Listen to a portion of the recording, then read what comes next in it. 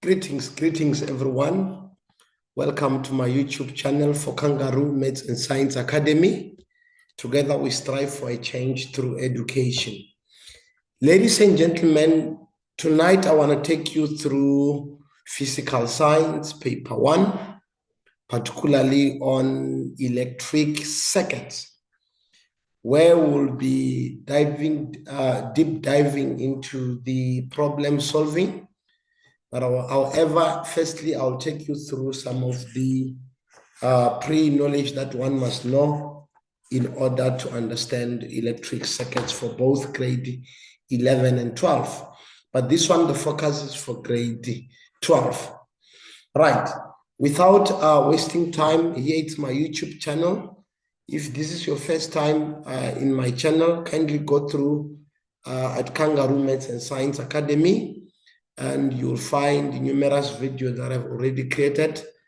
Don't forget to like, subscribe, and hit the bell button for future video notification. Ladies and gentlemen, let's start with the electric circuits, particularly for grade 12. Under electric circuit, ladies and gentlemen, one must be able to state Ohm's law in words in order in this chapter. That has to do with R equals to V over I. Then now, according to Ohm's law, it says that the voltage or the potential difference across the conductor,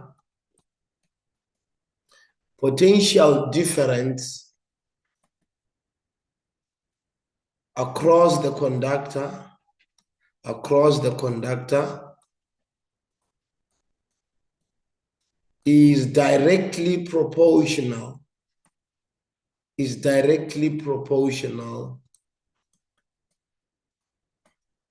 to the current flowing through the conductor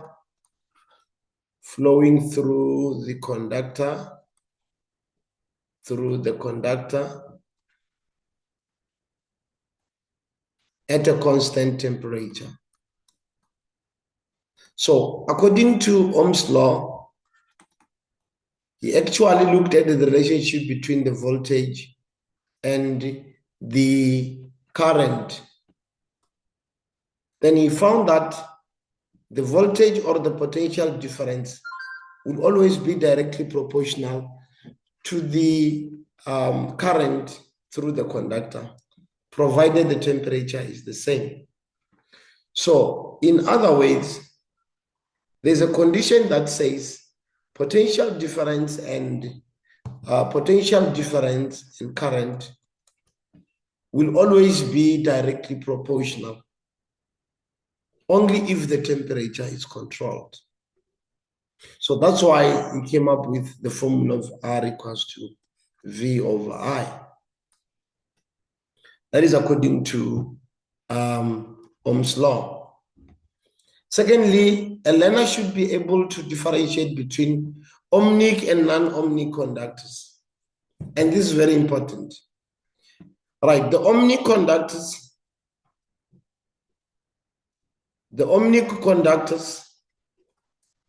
are those conductors that obey Ohm's law.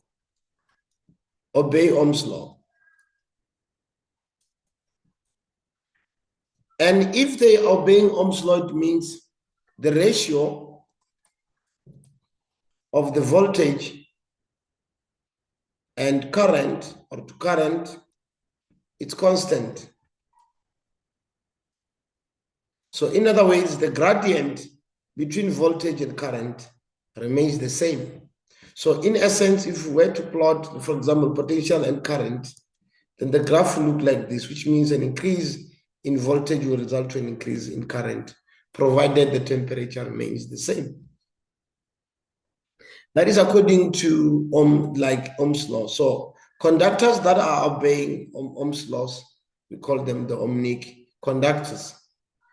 But however, those that do not obey Ohm's law, they are regarded as the non-ohmnic conductors. For example, if we were to talk about a light bulb, A light bulb that has a filament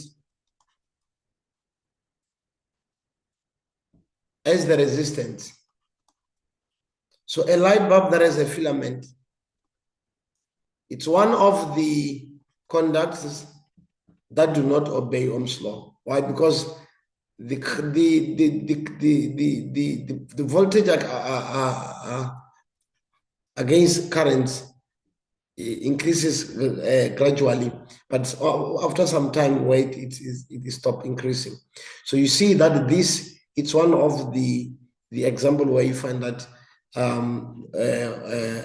it's the conductor which does not obey Ohm's law. So it means the voltage against current is not directly proportional. It's not actually giving us a straight line.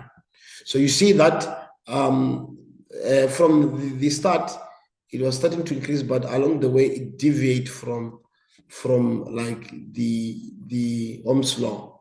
So this is one of the example of the non-ohmnic conductors. So it's very important to be able to understand or to differentiate between ohmnic and non-ohmnic conductors. Right. And again, as learners should be able to define the term internal resistance and the EMF of the battery. And this is one of the most important aspects when you're dealing with electric circuits. Now, we know that the function of a resistor in an electric circuit is to oppose the flow of current. What does it mean? It does not just allow current just to flow easily. So it is there to reduce like the flow of current in the circuit. So what do you mean by an internal resistance?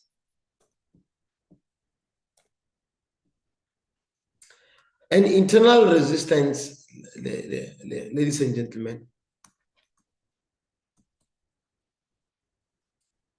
is the resistance within the battery. Resistance that is actually found inside the battery. The resistance within the battery that causes a drop in voltage when current passes through it, or when current is flowing in the circuit. Resistance within a battery, the resistance within a battery that cause a drop in voltage,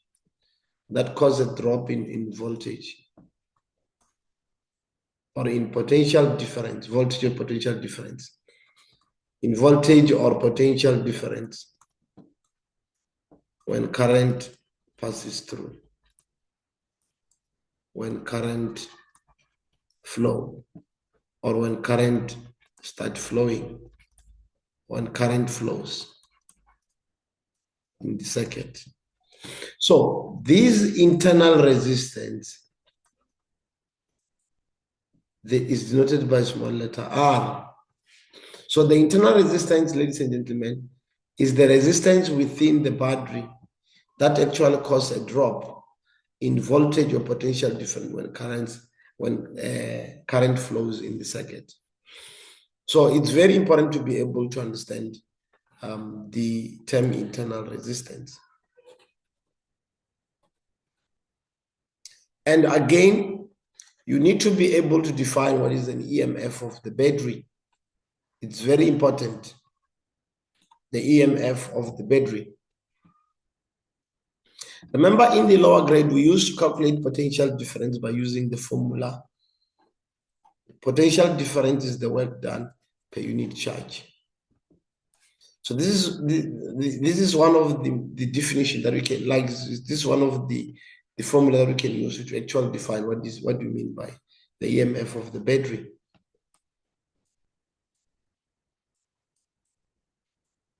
So in the exam, if they say define the term EMF of the battery, you can say EMF of the battery is the maximum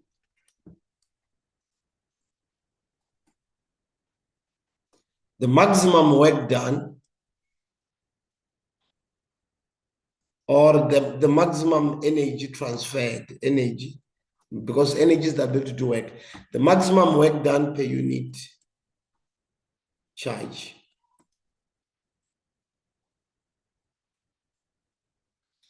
The maximum work done per unit charge that passes through the circuit.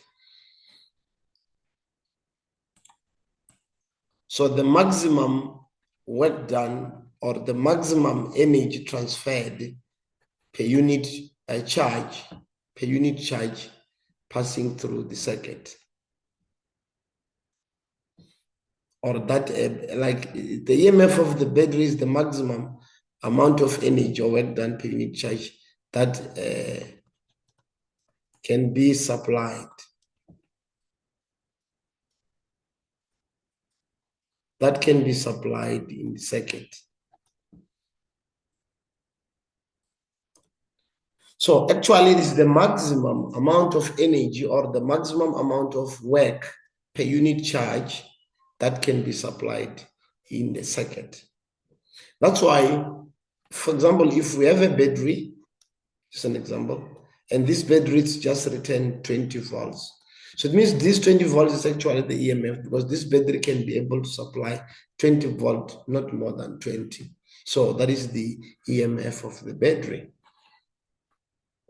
So it's very important to be able to understand what you mean by the EMF of the battery.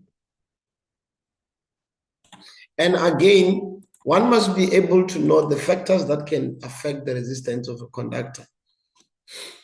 Already, the factors that can play a role or the factors that can affect the resistance, number one, of a conductor is the type of material that is used on that resistor. Type of material used also have an impact. So this is the first factor that can affect the type of material used.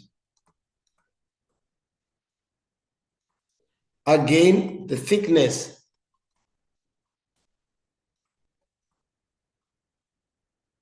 The thickness of the conductor can have an impact on the resistance. Again, the cross-sectional area,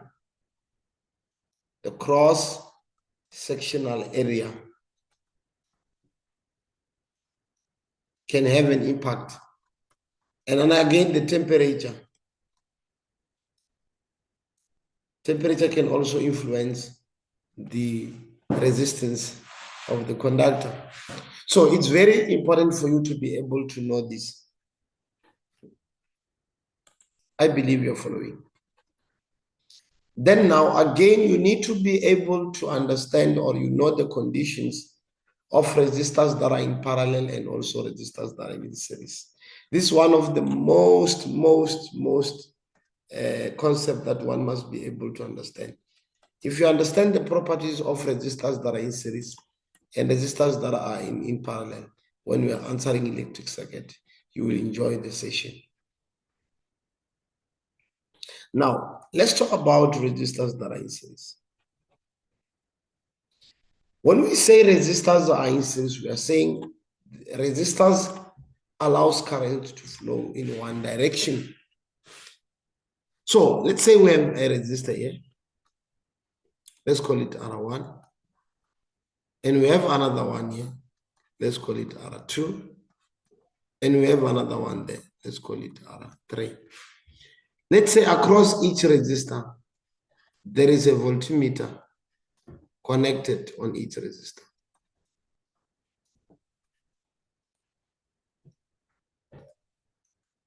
Now, resistors that are in series, when we say resistors are in series, are those that are resistors that allow current to move in one direction. So resistors that are in series, ladies and gentlemen, current always flows in one direction. Current flows in one direction.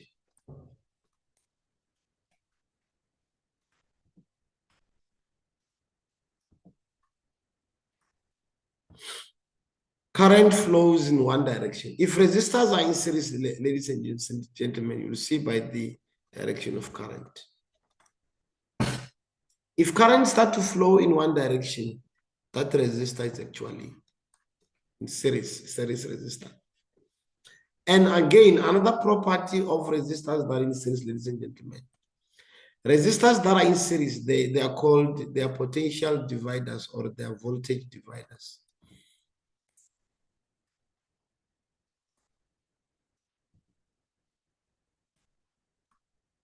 They divide voltage. What does it mean? It means the voltage that is in resistor number 1 plus the voltage that is in resistor number 2 plus the voltage that is in resistor number 3 is the same as the voltage series, the one which was supplied. Actually, let me just write VS here. So resistors that are in series, ladies and gentlemen, they are regarded as the voltage or the potential dividers. They divide voltage, not equally so. They will only divide voltage equally if the resistance are the same. So if we say they are potential dividers, it means the current is the same. Current is the same throughout.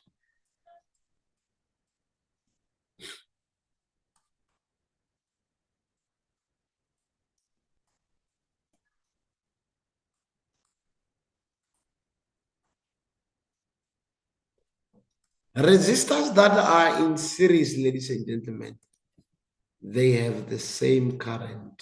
And this is very important. Which means the current flowing in resistor 1 is the same as the current that will flow in resistor 2.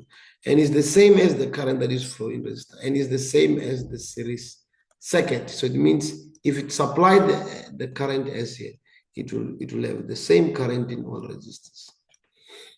That's why they say it's not recommended to conduct or to put circuits or to put bulbs in series. Why? Because if one stop functioning, let's say R1 stop functioning, it means R2 and R3 will not work because current flows in one direction.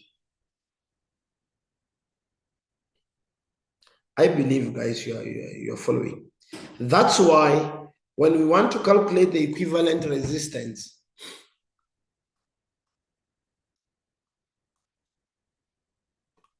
if you want to calculate the equivalent resistance in the series circuit, which you call it the RS, we just add the resistors, R1, R2, and R3, so on.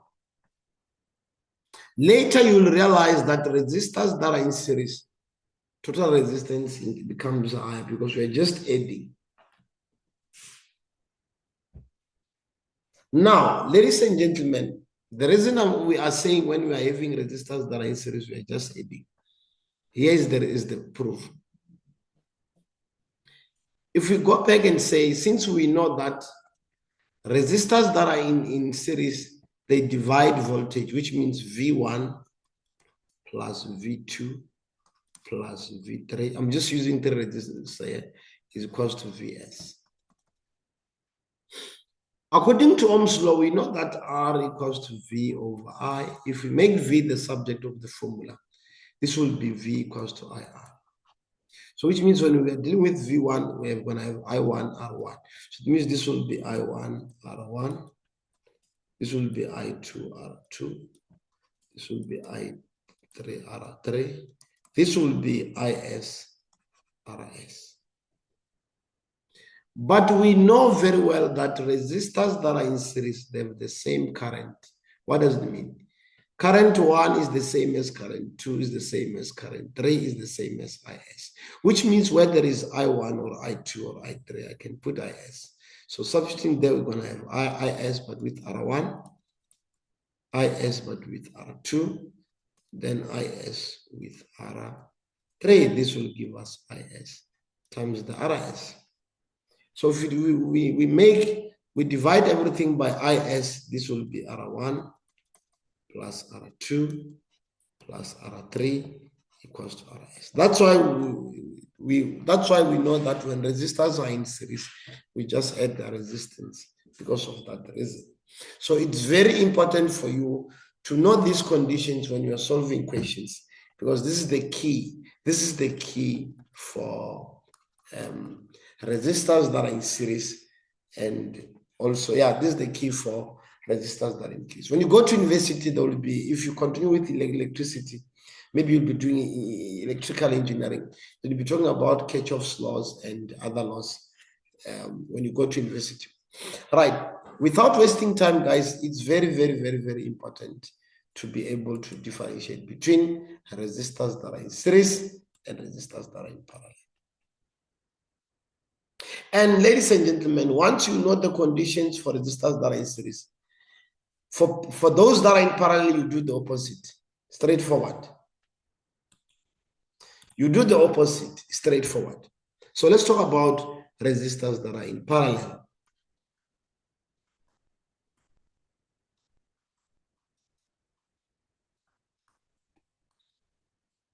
Resistors that are in parallel, current flows in opposite direction.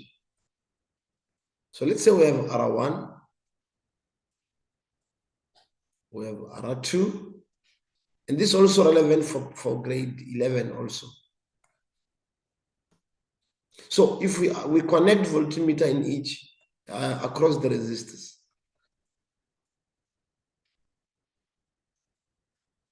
Remember, current does not flow through the voltmeter, it flows through the conductor. So if we have the resistance here, you'll realize that the voltage, okay, the current that will be coming here, let me just call it current parallel. Some of the current will split, will flow through R1, some will flow through R2, some will go through R3. You see that the current is now moving in opposite direction. Then now, it means now, we're gonna say, it means now, resistors that are in parallel, we do the opposite. We know that resistors that are in series, they divide voltage. It means if they're dividing voltage, it means those that are in parallel, they divide current, they're current dividers. So it's the opposite of that one, of in series. If they're dividing current, it means the current parallel or current total, which will be supplied in the parallel connection, it will be shared. So it will be I1 plus I2 plus I3. So they divide the current, unlike when they're in series. If they're in series, they divide voltage. And obvious, if they're dividing current, it means the voltage is the same. Voltage is the same, or is the same in the parallel connection. What does it mean?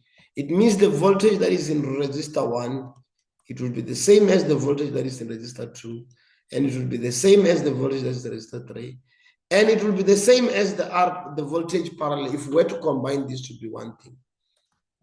So it's very important to be able to understand these guys. And by knowing this, then you realize that it means now when you want to calculate the equivalent resistance in the parallel connection, we don't add like R1, R2, we make the reciprocal. 1 over R1, R parallel, sorry, equals to 1 over R1 plus 1 over R2 plus 1 over R3, and so on.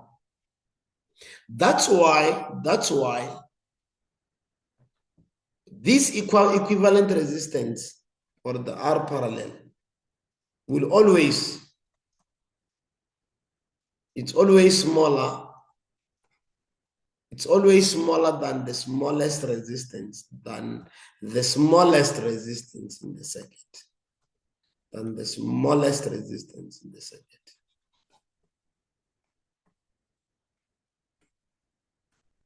So which means resistors that are in parallel, the resistance, total resistance decreases.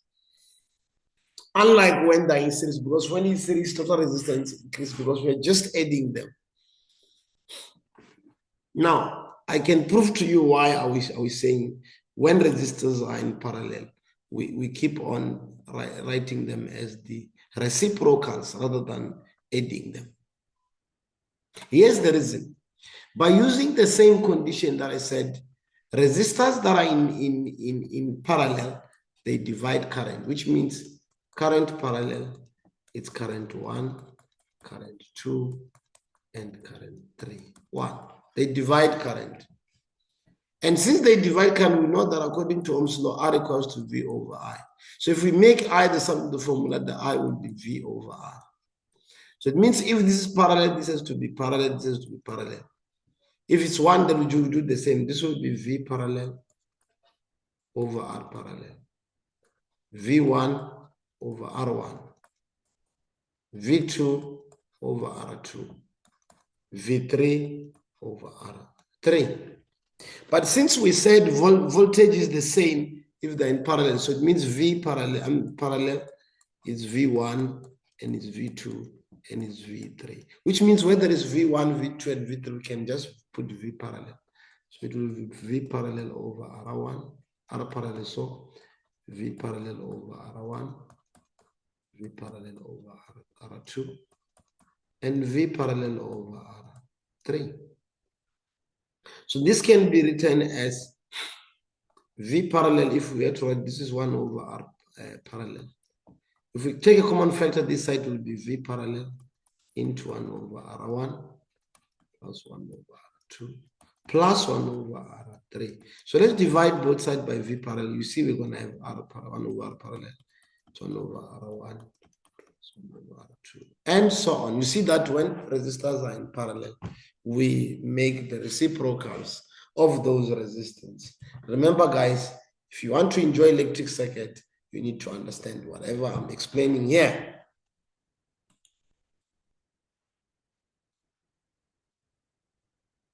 Now, let's talk about the case where we are using the EMF and the external voltage and the internal resistance. Remember, we said the internal resistance is the resistance within a battery that causes a drop in voltage when current flows in the circuit or when current passes through it. Now, what does this mean? Imagine we have a battery. Let me construct an electric circuit.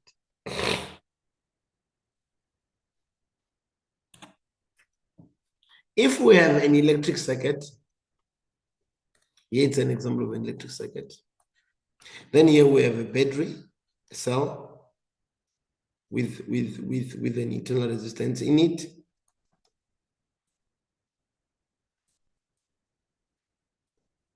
Then now, maybe outside there is just a, let's say we're just connecting a voltmeter. Let's call it terminal voltage because it's the external voltage actually. Maybe with an ammeter. Let me just connect an ammeter.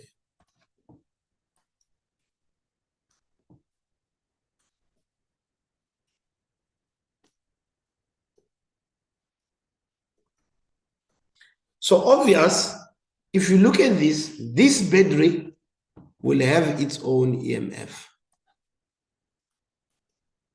And there is an internal resistance which is connected in series with the external circuit. Obviously, this one we're going to call it an external circuit because it's the voltage that will be supplied in the circuit. Let me do this. Let me also put a switch. We assume for now the switch is open.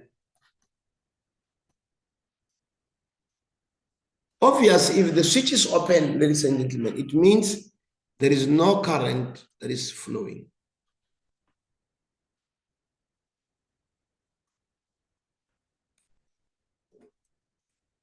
And since there is no current that is flowing, remember, here we have an internal resistance. Let's define again what is internal so that you can understand. Remember, we said internal resistance is the resistance within the battery that causes a drop in voltage. That causes a drop. Remember, the longer line is positive and so is negative. So this is the direction of the current.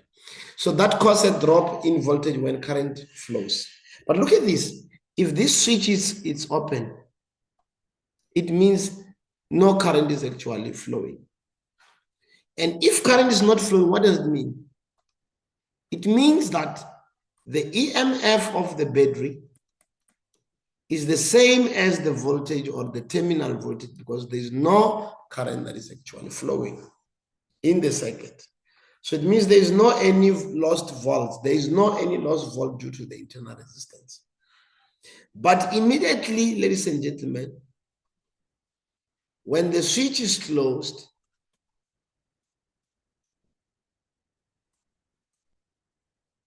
what does it mean? It means current is now flowing. And if current starts to flow, it means now the EMF will now get reduced. It will be the same as the voltage external plus the voltage internal due to the internal resistance. In other book, they call it the lost volts. That's why we only use this formula when there is a current that is flowing. But if we were to expand this, we know that according to Ohm's law, R equals to V over I. So if we make V the subject, V will be equals to VIR. So which means our terminal voltage, which is the voltage external, is the same as the current and the R external, because I will not say I current. Why? Because look at the direction of the current. If switch is closed, current will flow in one direction. So it means all resistors are in series. It means they have the same current. Let me say the voltage external, if there's a resistor here, let's call it R external. I apologize. So it means now, actually, I was supposed to do this. We're supposed to put the external resistance. I apologize, guys. So let's call this the R external. Then across this, we'll put an external voltmeter. So it means now this would be the EMF would be equals to I multiplied by the R external. Plus, this is due to internal resistance. It means it will be I multiplied by the resistance, but the resistance is smaller r. So when we apply this, what is the common factor? This becomes I into R plus the. That's why in the formulation there is this formula. So it's very important to be able to use this formula interchangeably. So it means this is the voltage that will be supplied in the circuit. Then this is actually the voltage, internal voltage. So these are the two formulas that you need to adhere to. Usually we use this formula when current is flowing in the circuit. But remember in grade 11, we actually assume that since the resistance is negligible, it's taken to be 0, we only have these two. That's why we only have V equals to IR only. I strongly believe you are following, ladies and gentlemen. And again, you need to be able to make interpretation of the graphs, particularly when we're given current and voltage graphs, when we want to determine the EMF and the internal resistance. So look at this, ladies and gentlemen. If we make, if we expand this, you're going to have EMF equals to I times R plus I times the internal resistance. Now, this becomes the EMF equals to the voltage external plus the I times the RI. Let's make voltage external the subject of the formula. This will give us the EMF minus the IR equals to the voltage external. So here we want to look at the relationship between the voltage external that was supplied in the battery and also the EMF and the internal resistance. If we rearrange this in the form of Y equals to MX plus C, this will be the V external equals to the MX, this will be the I times R plus the EMF of the battery. So which means from now on, if we can let this to be the V, this becomes the I times the R plus the EMF. Then, ladies and gentlemen, if we draw a graph for voltage against current, I want you guys to listen to me very well. If we draw a graph for voltage against current, and we find a decreasing function like this, and this is an exam typical equation. So on the y-axis, if we have the voltage, and on the x-axis, we have the current in amperes. Then if we draw the graph, or we find that the graph of a function is something like this. It's a decreasing one. I need you guys to listen to me very well. We know this is the y-axis, and we know this is the x-axis. And in maths, we know that on the y-axis, if the graph touches the y-axis, it means it's the point where it is the y-intercept, because it's the point where the x is 0. But if we were to link this function together with this, it means the y-axis is our v, and the x-axis is our current, it's our independent variable. So it means this is, because this is in the form of y equals to mx plus c. Remember, c is the y-intercept, or the y-cut. So which means that our y-intercept here is the EMF.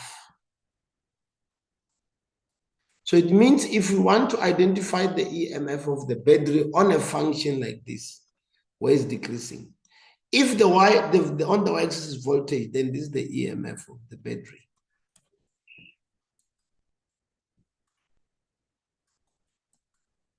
So it means if they say determine the EMF of the battery and you're given this function, you look at the highest point where the graph has touched the y-axis, then that will be the EMF of the battery.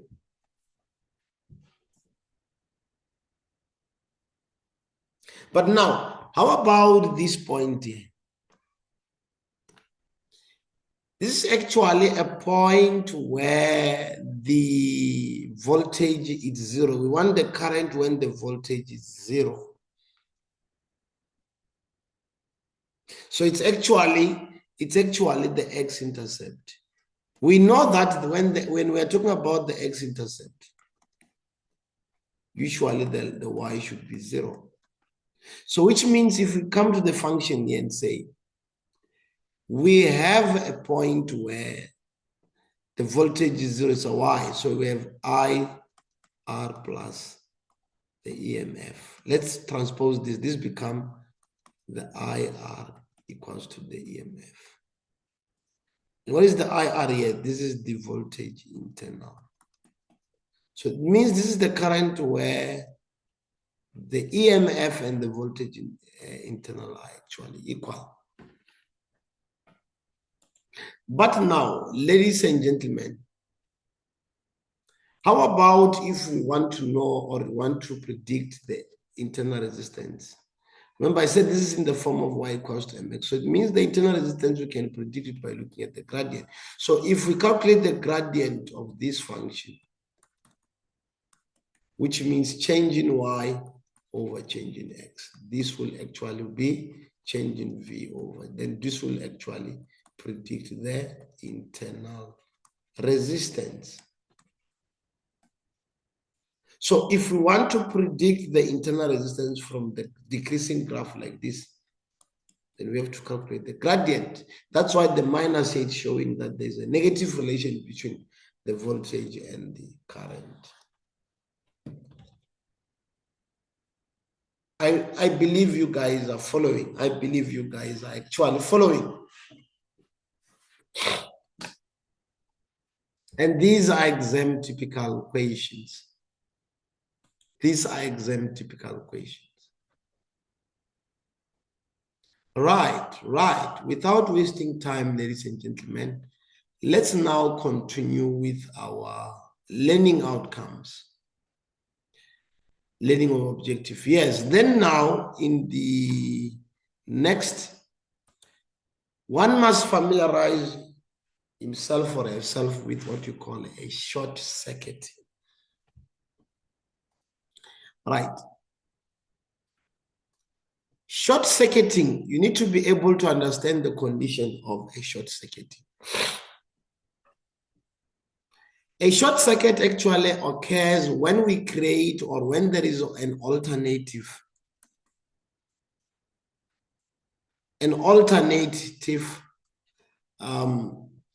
path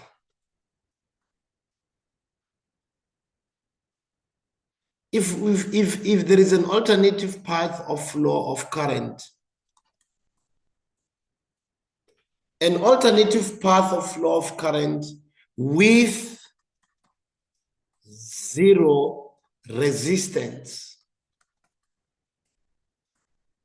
then this is an example of a short circuiting. Actually, short circuiting happens where we find that we are creating an alternative path of flow of current or alternative path of flow of current. Okay, let me correct this. Alternative path of flow of current or charges, flow of current with zero resistance. This is an example of short circuiting. And actually, the short circuiting actually reduces or decreases the resistance in the circuit. I'll talk about this. It decreases the total resistance in the circuit.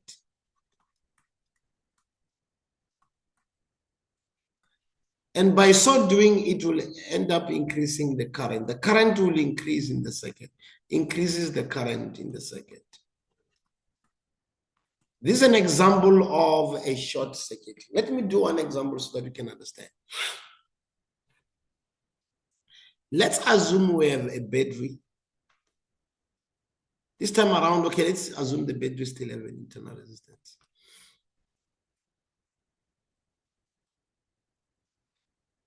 Then if we connect this battery maybe to one resistor, let me just call it a resistor external because it's the only resistance in the external circuit. And we also connect an ammeter. I want you guys to listen to me very well. Let's say the current which is flowing in the circuit now is 0.5 amperes.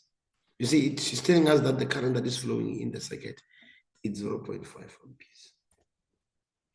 But now look at this. You realize that the current that is flowing in the circuit is actually moving in one direction. So it means it's the current in series. So it means the current that the external resistance will receive it will be the same as that one in the internal in the battery. But what if along the way, remember these are just connecting wires, these are just wires. What if along the way we do this? We connect a conductor, we add another conductor, but we want this conductor to actually pass through here. It's just a wire, we just put a wire here. Obviously, ladies and gentlemen, look at what is going to happen. When these currents start to flow in the circuit, remember the function of the resistor is to reduce the flow of current. So what will happen here? When currents start to reach this point here, it will realize that there is an alternative path where it can flow. Then current will start flowing through this wire, which means there will be no current that will be flowing in the circuit. This one will have a zero current that will start to flow there. And by so doing, means since there is an alternative path of flow of current from here, it means now what is going to happen? If this resistance was having a resistance of 2 ohms, since there is no current that is flowing here, it means the total resistance in the circuit will start to decrease. Why? Because there is an alternative path of flow of current this side. So which means more current will start flowing. It means the battery will release more current. So it means the current will end up being higher than 0.5 because of this short circuiting.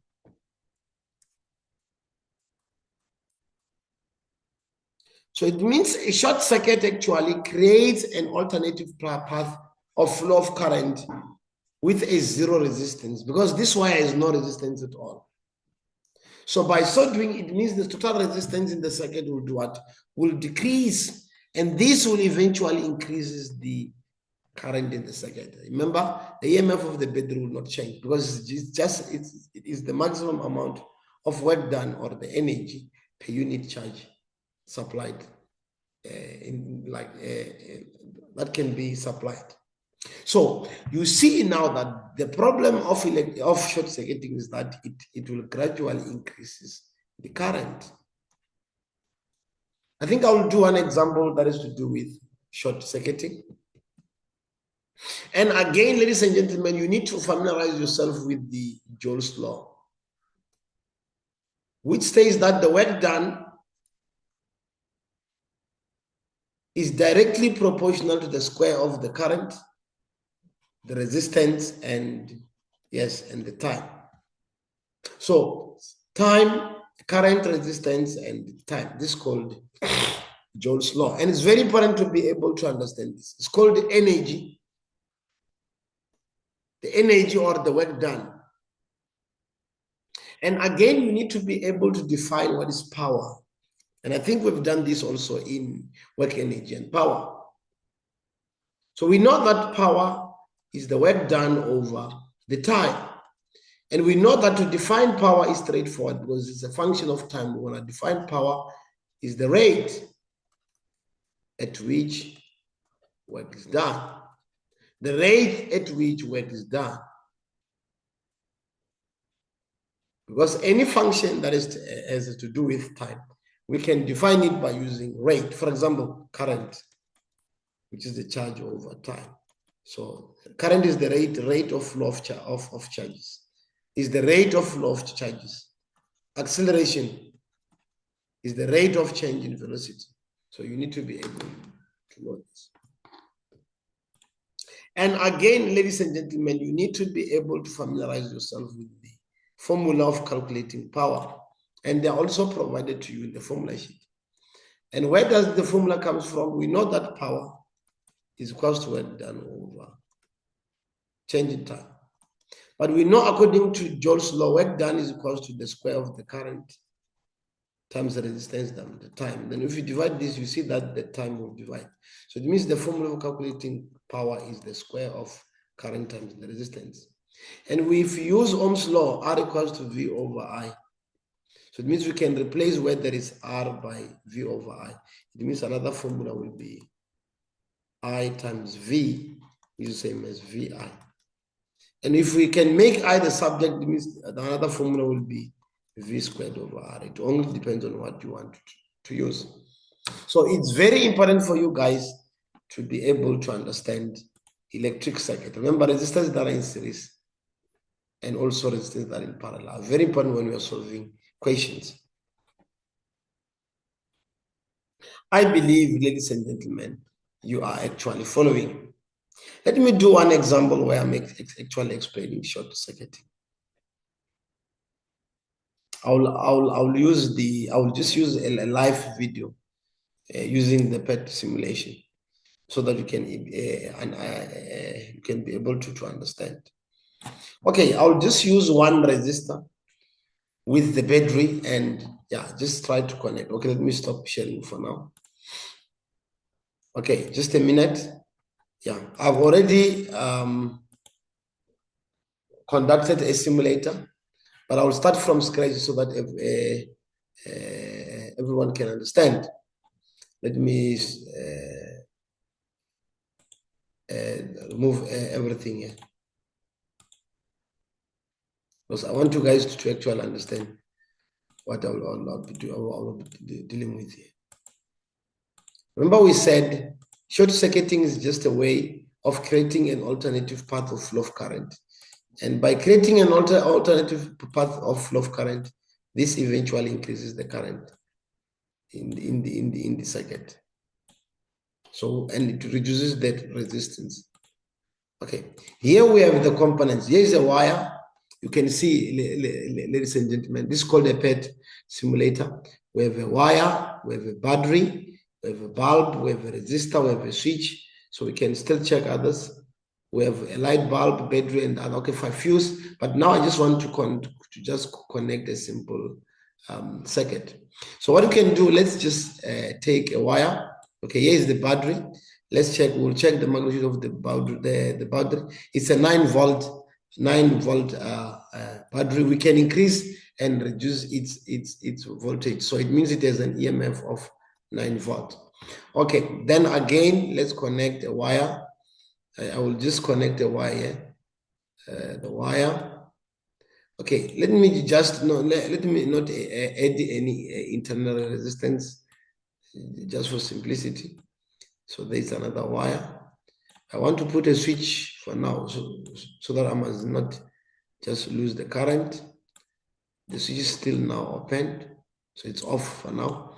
So let me connect another wire. On the wire, we'll just use one resistor. We'll just call it an R external. Well, let's check the magnitude of the resistance. This resistance has a magnitude of 10 ohm. We can increase the resistance or decrease. Let me just write its resistance. So it means the R external, we're going to call it the R external here. This is a 10 ohm resistor. And again, ladies and gentlemen, let's proceed. Let me add another wire here. I will just connect the bulb. Okay, before I connect the bulb, let me just add another wire here, ladies and gentlemen. Okay, there's the wire. I will also put another wire here. There's the wire. Conductor, there's another conductor. Okay, here I'll just put, okay, let me just reduce this. Now I'll just put my wire, my bulb here, try to rotate it. Okay, and there it is, it's connected. Then now initially we'll do this. Okay, let's say mathematically we want to know, okay, the internal resistance here is actually 0. Then now mathematically I will say, let's say we wanted to calculate the current that will flow in the circuit. What will be the current? Already here we'll say the EMF is the I into the R external plus the internal. But the EMF is 9 volts. Want to know the current. Okay, R external, we only have 10 ohm because the internal resistance is 0. So let's calculate the current there. 9 divided by 10. 9 divided by 10, it means the current that will be flowing in the circuit here is 0.9 amperes. We will confirm that. Now, let's check. Remember, we only have one bed, like the EMF of the cell here, it's 9 volt, which is just the voltage. We'll just call it the voltage total now because we don't have the internal resistance. It's negligible. All right, now let's now connect, close the switch. I'm closing the switch now. If I close the switch, it shows that the light bulb is functioning here. But now what I want to do, let's now, you see that it shows that there's current that is actually passing through. Let me bring the ammeter in the circuit. Remember, the function of the ammeter, is to measure the current. Right, then now, let me just put the resistance somewhere here. Okay, but by the way, what was the total resistance here? What did I say? The 9, and it shows that, okay, it says 0.45. What would be the challenge? It's because not all of its voltage will be used in the circuit. So it means it's like, okay, let me do this for now. Let me check this. It says 10 ohm, and this is the R external, so which means this battery has an internal resistance. Okay, let me check something. It says 9 volts. So EMF I is 9 divided by 10, but it does not. Okay, but it's fine. There's no problem. It shows that it's not gonna consume its total what is this? Its total voltage at once, which means there is an internal resistance. So we just assume it's 0 there, but it's fine. So let's do this. Let's now calculate the okay. I wanted to add the resistance because if it says the total current here is 0.45, it means now what will be the internal resistance? Let me check something. So it will be 9 divided by 0.45, which is 20. 20 minus 10, it means. So it means this battery has an internal resistance of 10. So it shows that it has an internal resistance of 10. So I was assuming that the internal resistance is 0, but it's fine. So it's fine here. So it shows that it has a 10, internal resistance of 10, which is 20. So 9 divided by 20, which means the current that is flowing is 0.45. It's fine. So now let's do this. Let's now put the ammeter, because the current is actually flowing. You see that the current that is flowing in the circuit, so the current is 0.45. But now look at this. Let me bring a wire. Let me say I'm connecting a wire here. I'm doing what you call a short circuiting. I'm connecting a wire. Let me cut this. I want to connect it here.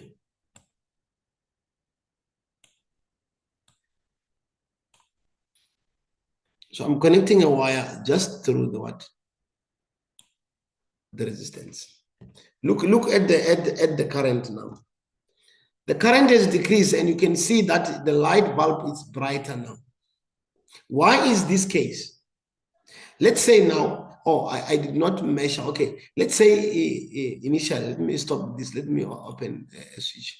Then let me remove the okay. I want to do this first. I wanted us to measure. Okay, now the current is 0.45. What would be the voltage through the external resistance? It says 4.50, which means it has not used its the EMF. It's now 4.5. But now let's now disconnect this for now. And one other thing, guys, you must know that if you connect a resistance, say a voltmeter on a resistor, just like this, the voltmeter will be 0. So you need to be careful there. So now let's do this. Let me now do my short circuiting. If I've done my short, you see the current now, initially it was 0.45, but the current has now increased because it shows that there's an alternative path which is being created with a 0 resistance. That's why if you put a voltmeter here across the short circuit, it will say 0. Why? It's saying 0 because remember voltage is V equals to IR. So along this, the V equals to IR. Within this wire, there is no resistance. We only have current. There's only 0.9 which is flowing, but the resistance is 0. That's why on the wire, there's no voltage. But let's try to put it here.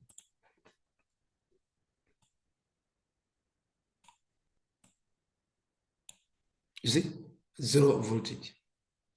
But if you can check, it says the current that is flowing there, it's 0.90. But if we do away with the short circuiting, the current decreases.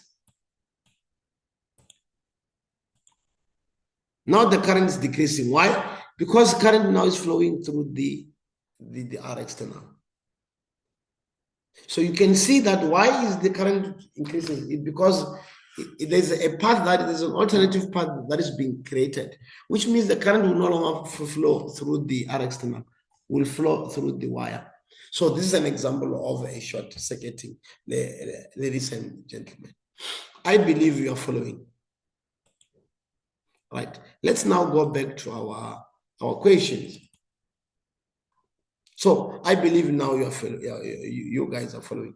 So here there is an example.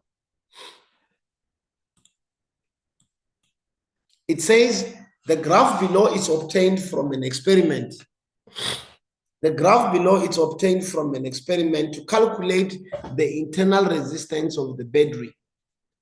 So the objective of this graph is to calculate the internal resistance of the battery. We know very well that when we are given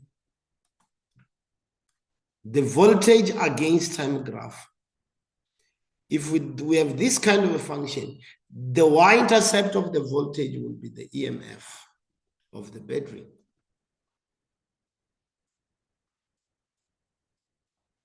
And if we calculate the gradient of this, it will give us an internal resistance, changing V or Y and changing X. But if you look at this graph, look at the two, the Y-axis here, on the Y-axis, this one should be the V, and this one is the I. But this time around, on the Y-axis is the current, and on the X-axis is the voltage. So what does this mean? It means now is the opposite of what we're talking about here. So which means that this is in the form of Y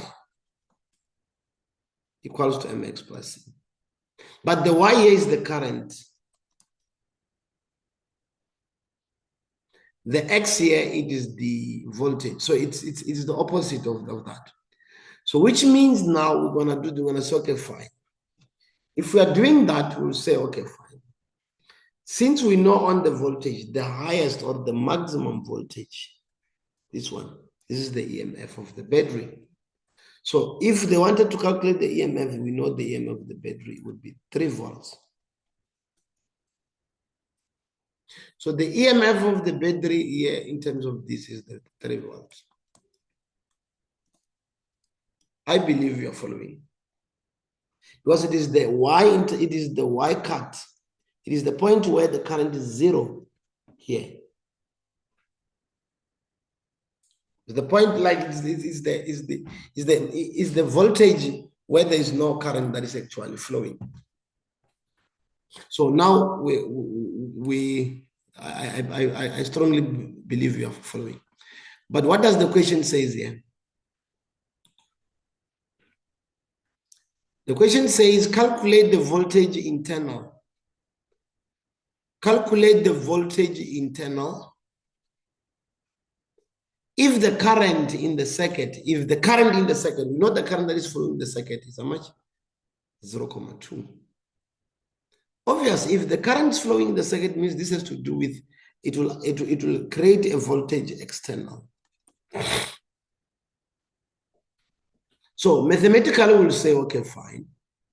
We want to answer the question, we'll say, okay, fine. EMF of the battery is the voltage external plus the voltage internal. So from our graph, we can see that if you want to calculate the voltage external, this is the maximum, is the Y point, this is the point. So we know I'm saying if you want to calculate the EMF, we know this 3.0. We know this. But here they say, what is the voltage internal if the current in the circuit is 0.2? So we are going to read this from the graph. We know, okay, this on the Y-axis is the current. So we want to know what will be the voltage when current is 0.2. So it means we are going to read from the graph to tell us that the voltage is 2.0. So this means is the voltage that is being supplied into the circuit. Right. So it means we have the voltage external is 2.0. I'm saying 2.0, sorry. Then we want the voltage internal. Obviously, the voltage internal will be the difference, which is 1.0 volts. So which means this 0.2 seconds is the current that is being supplied in the circuit. So we can regard it as the total current. So 8.1.2, it says, now calculate the internal resistance of the circuit. We can do this in 2 ways. Since we know the voltage internal, it's 1.0. And we know the current that is flowing in the circuit will be 0.2 amperes.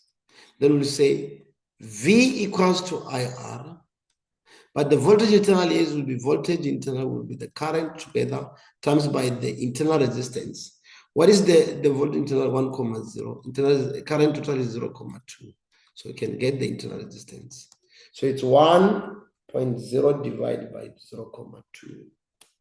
So this will give us 5 ohm. But another way that we can do is to calculate the gradient. But we must be careful, guys. When we know that when we are calculating the gradient, remember R is the change in V over change in I. And what is the change in, I'm saying change, yes, change in V because it's R equals to V over I. So if we get voltage against current, that will be resistance. But if you're using current against voltage, it will not be it will be the reciprocal of the resistance. So it means now we're going to do this because on the y-axis we only have the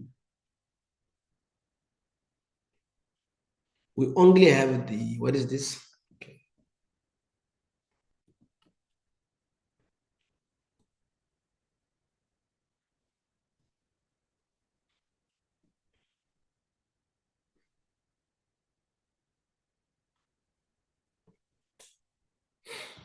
Right, then what we're going to do is we have to do this. Say, okay, fine.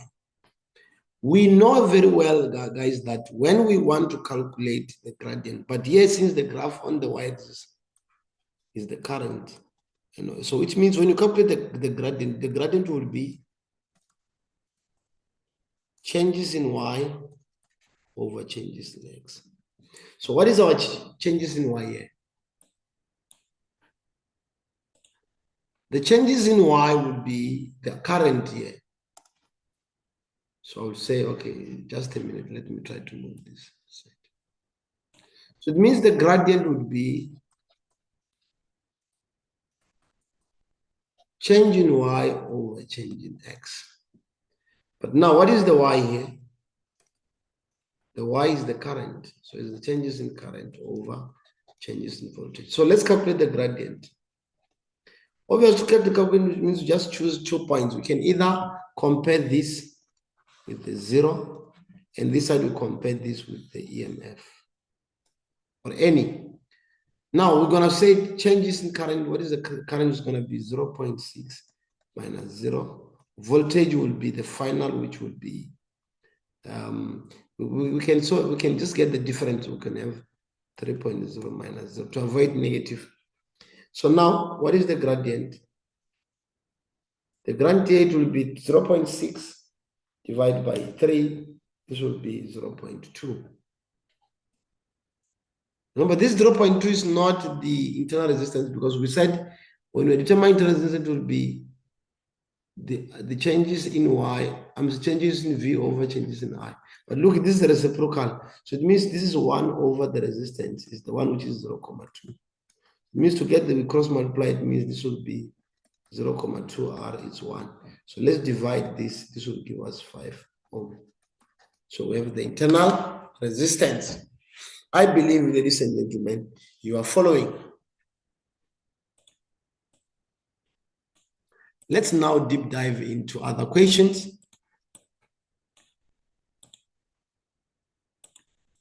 I strongly believe you are following, ladies and gentlemen. When we are given voltage against time graph with a decreasing function, once you calculate the gradient, you know is the internal resistance only when on the y-axis is voltage and on the x-axis is current. But if it's the opposite, it means it's the reciprocal of the internal resistance.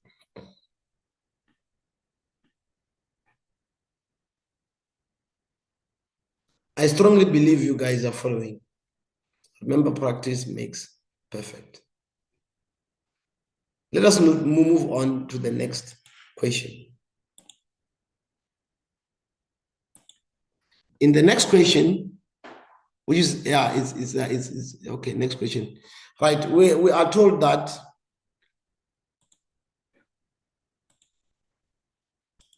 a circuit is connected as shown below. There is our circuit.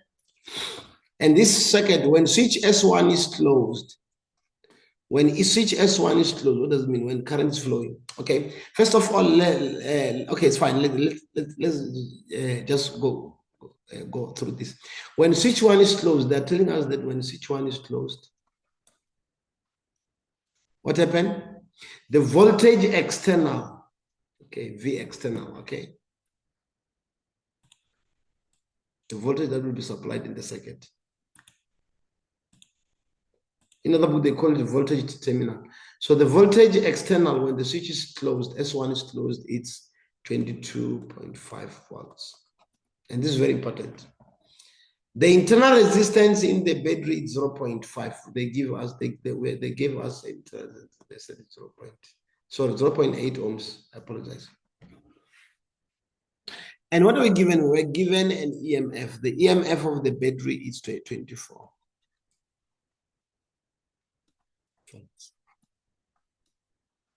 Okay, now before we start with our calculation, let's now analyze this. Remember, this is our battery.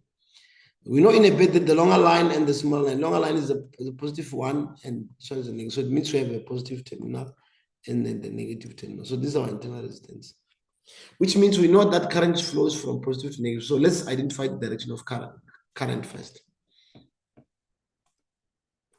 So if we identify the direction of current, we're going to have something like this. Obvious, since this switch is closed, it's open, there will be no current that will flow this side. Current will either flow through the R and the 16 ohm resistor. And you can easily see that there's a current that is flowing through the R and there's a current that is flowing through the 16 ohm. So what does it mean? It means current divides here. And we know when current starts to divide means R and 16 ohm are in parallel. They are connected in parallel. Why are we saying they are connected in parallel? Is because they are current dividers. They divide current. And since they are current dividers, it means they will have the same voltage. So it means the voltage that is in R is the same as the voltage that is in 16 ohm. And it will be the same as even if we combine this to be one thing. Remember, we know in electric circuit, we can reduce this circuit. We can reduce this, especially this, we can reduce this to have one resistor. So it means to avoid drawing a lot of circuits, so we're going to have something like this. So we'll end up having something like this.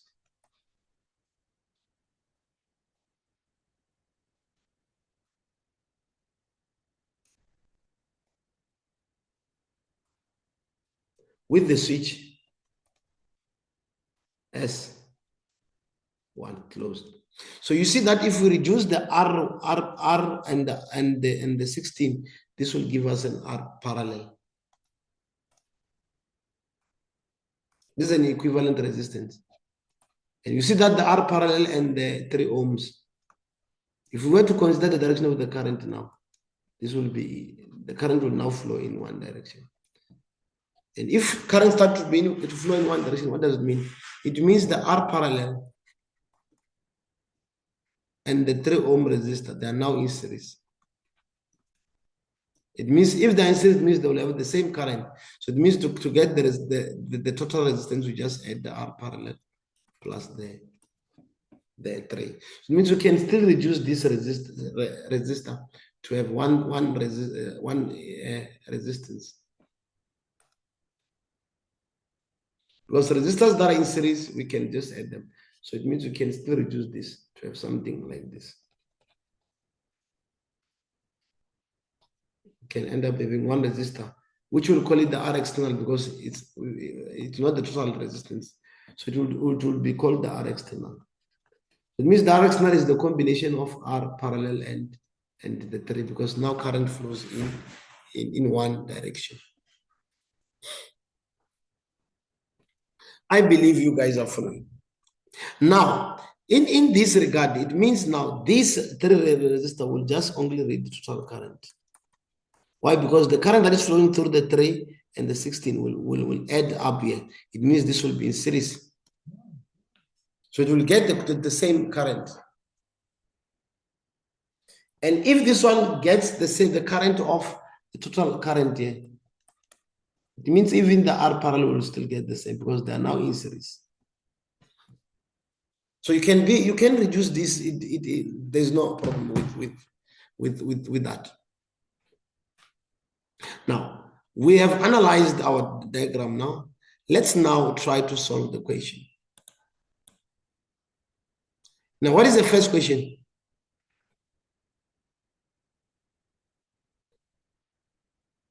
The first question says we need to define Ohm's law in weights. Obviously, we can do that.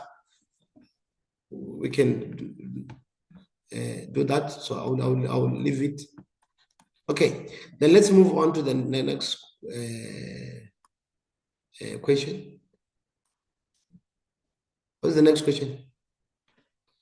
we need to calculate the power that is dissipated in the 16 ohm. We need to know information about the 16 ohm. And honestly, if we want to know the power that will be dissipated in the 16 ohm, it's either we know the current or we know the voltage, then we'll be able to calculate power. But what are we given? They told us that when the switch 1 is closed, obvious current will be flowing, but not through S1. There will be no current that will flow through S1. So which means we're going to do this. We're going to say, okay, fine. We are given the EMF of the battery. So we're going to say the EMF of the battery is the voltage. Okay, guys, I apologize. I apologize, guys. I just had connection issues. So as I was saying that, we wanted to calculate the power that is dissipated by the 16 ohm resistor. So it means to do that, ladies and gentlemen, we'll have to do this way. Okay, we'll say, okay, we know the EMF of the battery. It's 24. And we are told that when the switch S1 is closed, the voltage external is 22.5. So we're going to say, okay, fine. The EMF of the battery, since the current is flowing, it's voltage external plus the voltage internal. So what is the EMF of the battery? 24 equals to the voltage external is 22.5. Let's calculate the voltage internal. So voltage internal would be 22.5. I'm saying 24, sorry. 24 minus 22.5. This will give us a voltage internal of 1.5 volts. But look at these guys. We know that resistors, the internal resistance and the R external, they're always in series. It means they'll have the same current. So it means you can say we know that V equals to IR. But I'm going to use V internal. The V internal will just be the I times the internal resistance. And what is the V internal? V internal is 1.5. Internal resistance, we know it's 0.8, so it's going to be 0.8 times the internal resistance. Then we calculate the I. Remember, this I is the current total. So 1.5 divided by 0.8. So it means the current total will be 1.875 ohms. See that we round to 2 or 3, there's no problem. But let's just round it to decimal places. Guys, what is this I total? I'm saying I, the current of 1.5. So this is actually the current total, is the current which the battery has supplied the cell. But this total current, some of its current went through the IR and some went through the I16. But when you add this, they must give us 1.88. And ask yourself, if this current is going to flow through, remember R and 16, they're in parallel. And it means the current that is going to add there, this will receive the current of 1.88 amperes because it's in series. So it means if this one is receiving the current of 1.88, remember I said we can combine this resistor to be in this format.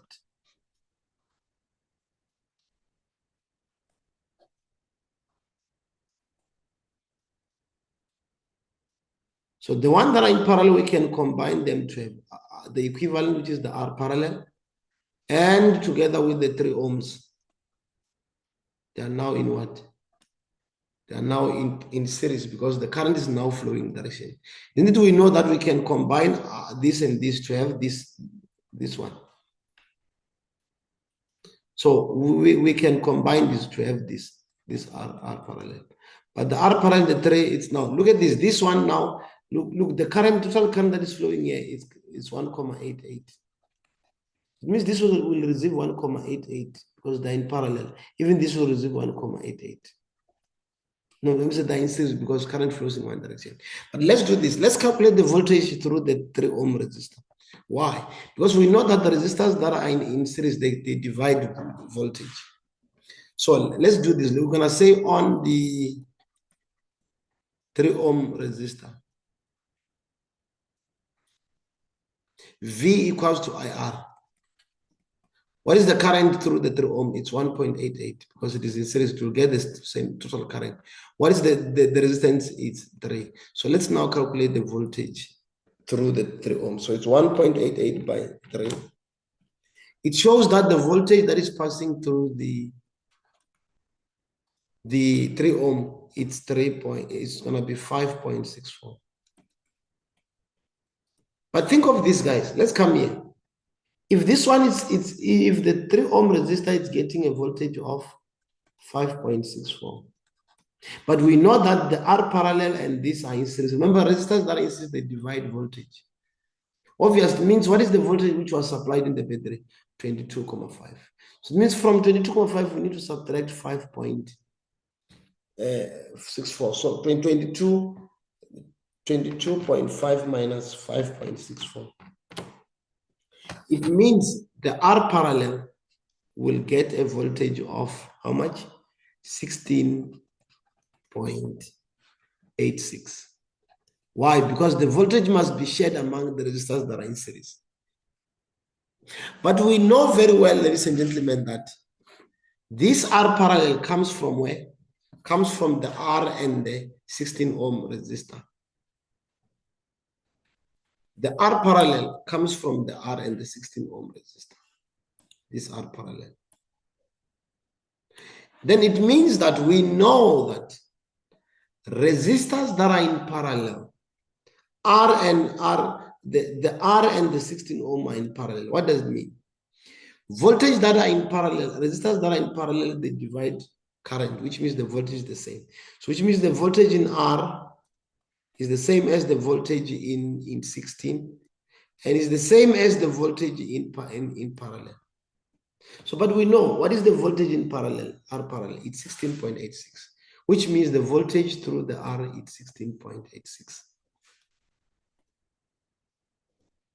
And the voltage in 16 ohm is 16.86.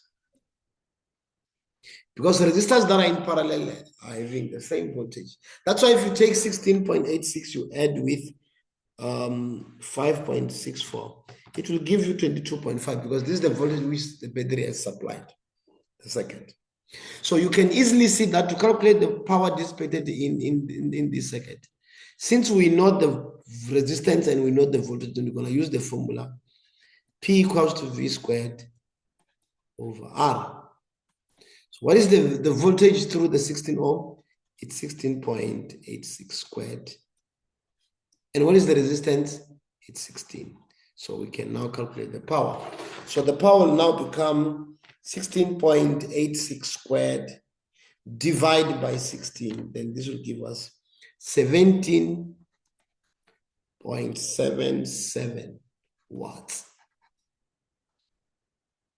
So this is the power that is dissipated by the 16 ohm resistor. I believe you guys are following. So you can easily see that even if we are not asked to calculate the resistance R, we can be able to get the resistance R. How? We can do this, ladies and gentlemen. Since we know that resistors that are in parallel, they have the same voltage. So let's do this. So now we can do this. We can calculate the current that is through the 16 ohm resistor. If we know the current that is passing through the 16 ohm resistor, then we can be able to calculate the current that will pass through the R, because remember they only divide current. So you're gonna say on the what? On the 6 ohm resistor, what do we have? We only have the resistance.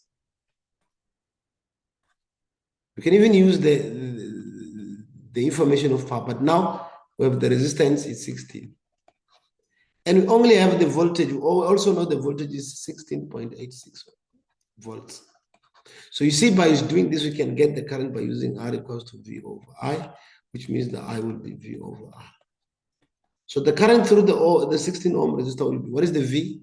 16.86 divided by 16. So it means the current will be 16.86 divided by 16.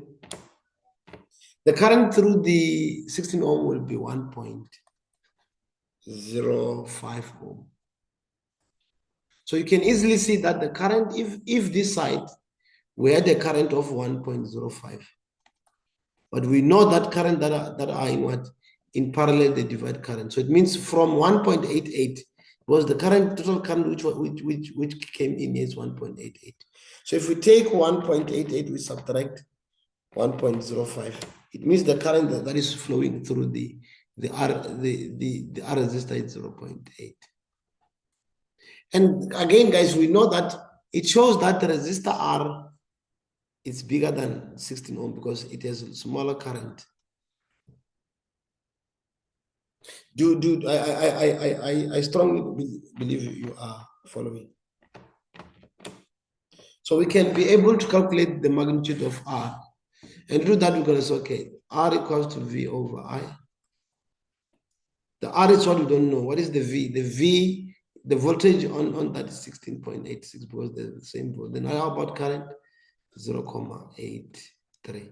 So we can now know the value of R. So we're going to say 16.86 divided by 0.83. Then that will give us 20.31. And it's true because it has the highest resistance. That's why it has the lowest current. I believe you guys are following. I believe you are following. But this is not the only approach. We can start it straight from R parallel. If we knew the value of R parallel, we're going to say 1 over R plus 1 over 16. So since we know this, we can get this, then we can still get the same answer. It's the same answer. There are many ways to skin a cat.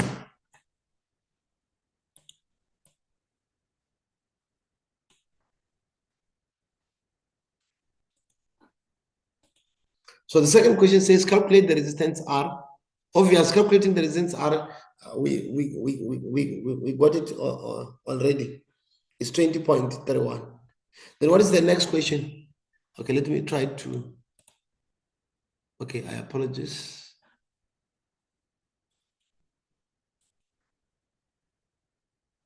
Oh, sorry, guys. Just a minute.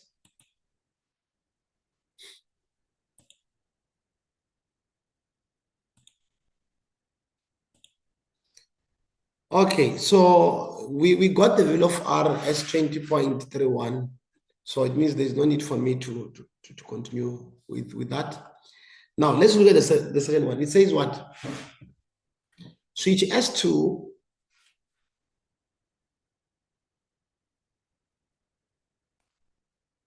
switch S2, this one, it's now closed. Okay, I apologize, guys. Just a minute, let me.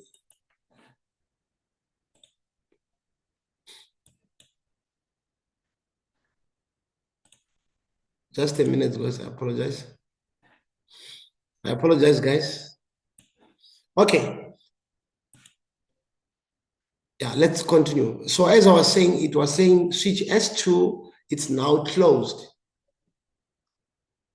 Switch S2, it's now closed. They closed the switch. Look at this. If they close the switch already through S2, there is no any resistor. So do you actually see that this is an example of a short circuit?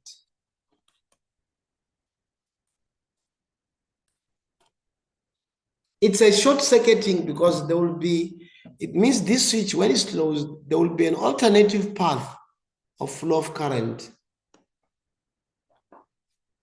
with a zero resistance.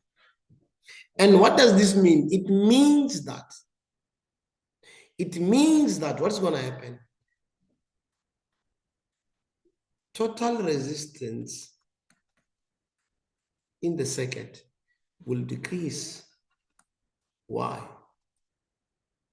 Because look, current will no longer flow through the 16 and the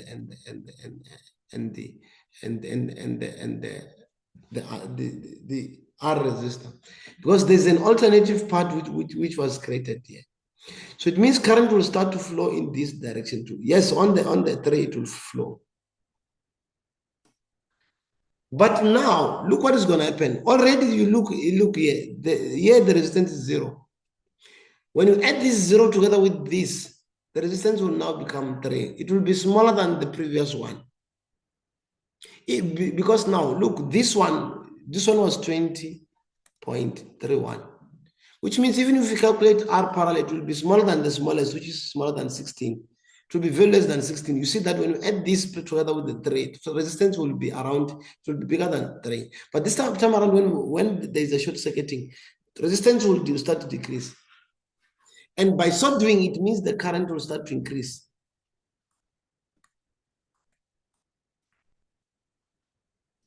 Even though the EMF will not change, the EMF will remain the same.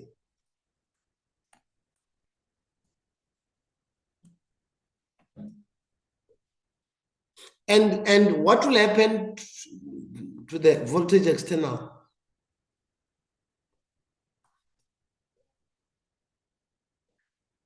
The voltage external will now decrease.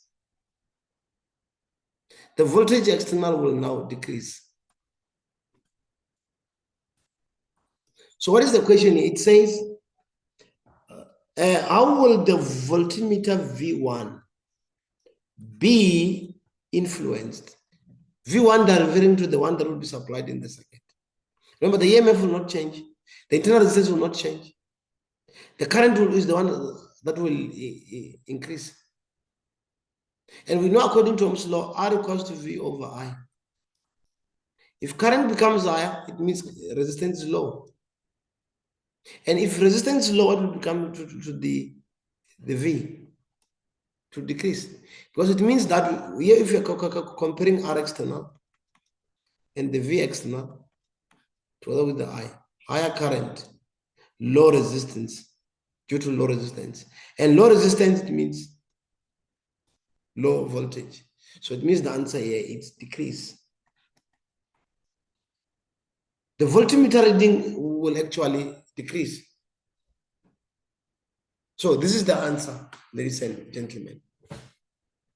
So I strongly believe you are following. And remember, practice makes perfect. The only way you can enjoy electric circuit is to know components, properties of resistors that are in series and resistors that are in parallel. That one is very important. The issue of short circuiting, like we just use, like they're just asking it just to check whether you understand or not. I think I've given you an example of the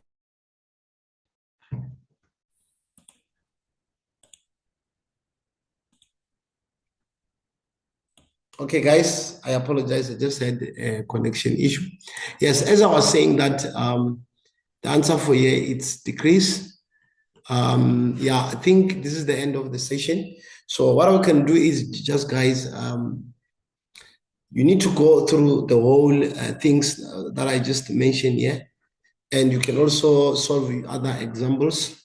Don't forget that the conditions for resistors that are in parallel and in series. That are in series, they divide voltage. They divide voltage, which means current is the same. And when we add the equivalent resistance, we add them. But in parallel, they divide current, which means the voltage is the same. And we make the reciprocal. Remember, practice makes perfect. Together, ensuring success through education, ladies and gentlemen. Don't forget to like, subscribe, and hit the bell notification for future videos update. Thank you very much for listening. Bye-bye.